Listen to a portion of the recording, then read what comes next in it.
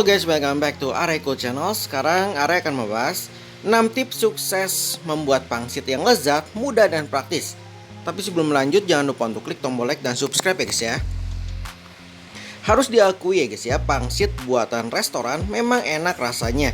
Tapi setelah bisa membuatnya sendiri, ternyata pangsit homemade rasanya lebih istimewa ya guys ya. Membuatnya juga ternyata sangat mudah.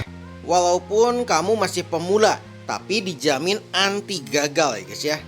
Yang pertama, gunakan kulit khusus pangsit yang berbentuk persegi. Untuk membuat pangsit yang enak, adonan isi pastinya harus dibalut dengan kulit khusus pangsit ya guys ya. Kulit khusus pangsit ini berbentuk persegi ukuran 10 kali 10 cm dan agak lebih tebal dari kulit lumpia. Nah, karena ketebalannya yang pas, kulit pangsit jadi tidak mudah sobek ya guys ya, dan dapat membungkus adonan dengan sempurna. Selain itu, pangsit akan terasa kenyal bila direbus. Sedangkan kalau digoreng, pangsit akan terasa sangat renyah saat digigit ya guys ya.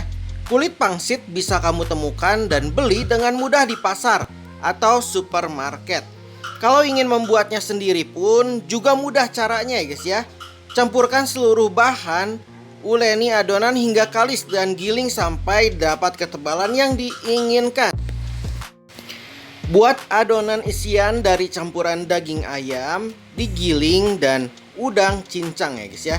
Isian pangsit sebenarnya sangat variatif ya guys ya.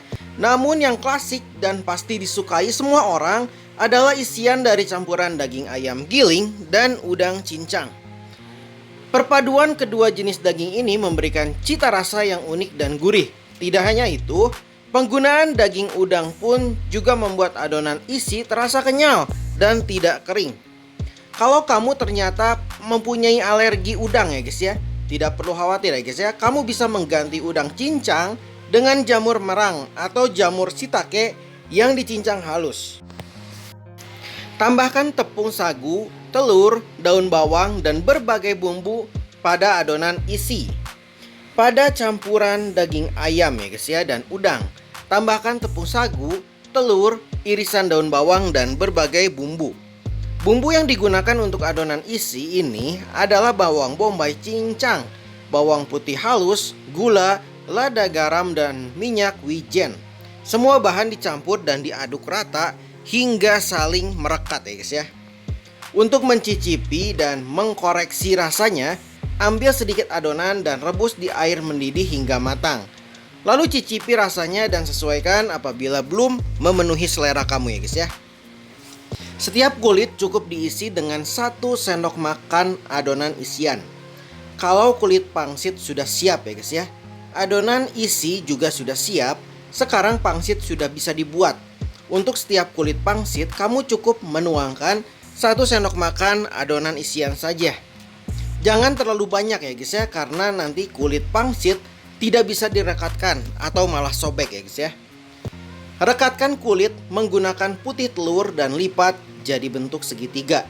Kulit pangsit yang sudah diisi adonan kemudian direkatkan pinggirannya hingga adonan tertutup. Untuk merekatkannya sebaiknya gunakan putih telur daripada air biasa ya guys ya.